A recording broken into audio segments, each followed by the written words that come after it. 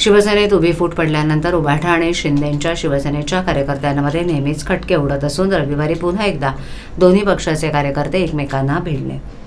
उभाटा पक्षाच्या वतीनं ठाण्यात आयोजित करण्यात आलेल्या मेळाव्याच्या आधी उभाटा पक्षाचे नेते संजय राऊत यांनी टेंबीनाका परिसरात असलेल्या दिवंगत जिल्हाप्रमुख आनंद दिघे यांच्या पुतळ्याला अभिवादन केलं. काही क्षणातच त्याच ठिकाणी शिंदेंच्या शिवसेनेचे पदाधिकारी आणि कार्यकर्ते जमा झाले. दोन्ही पक्षाचे कार्यकर्ते एकमेकांना भिडणार त्यापूर्वीच पोलिसांनी हस्तक्षेप करत अनुचित प्रकार थांबवला.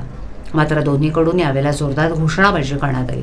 उभाटा गटाकडून अभिवादन करण्यात आल्यानंतर अपवित्र हातांचा स्पर्श आनंद दिघे यांच्या पुतळ्याला झाला असल्याचा आरोप करत शिंदेंच्या शिवसेनेच्या पदाधिकाऱ्यांनी आनंद दिघे यांच्या पुतळ्याला दुधानं अभिषेक केला. उभाटा पक्षाच्या वतीनं ठाण्यातील एनकेटी महाविद्यालयात मेळाव्याचं आयोजन करण्यात आलं होतं. या मेळाव्यासाठी उभाटा पक्षाचे नेते खासदार संजय राऊत, खासदार विनायक राऊत इत्यादी उपस्थित होते. ठाण्यातील मेळाव्यापूर्वी उभाटा आणि शिंदेंच्या शिवसेनेचे कार्यकर्ते आपापसात भिडले.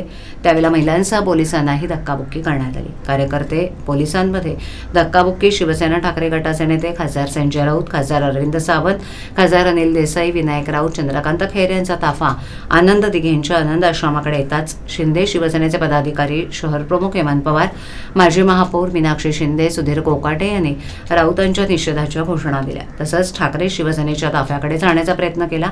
यावेळेला पोलिसांनी अडवलं. दोन्ही बाजूंनी घोषणा सुरू झाल्या. याच वातावरणात संजय राऊत, विनायक राऊत, चंद्रकांत खैरे यांनी धर्मवीर आनंद दिघे यांच्या पुतळ्याला पुष्पहार आणि शाल अर्पण केली आणि हा ताफा मेळाव्याकडे रवाना झाला.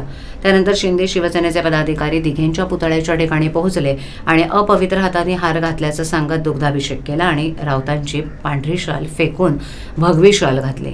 त्यानंतर राऊतांच्या सकाळच्या भोंग्यावर जोरदार टीका करण्यात आली.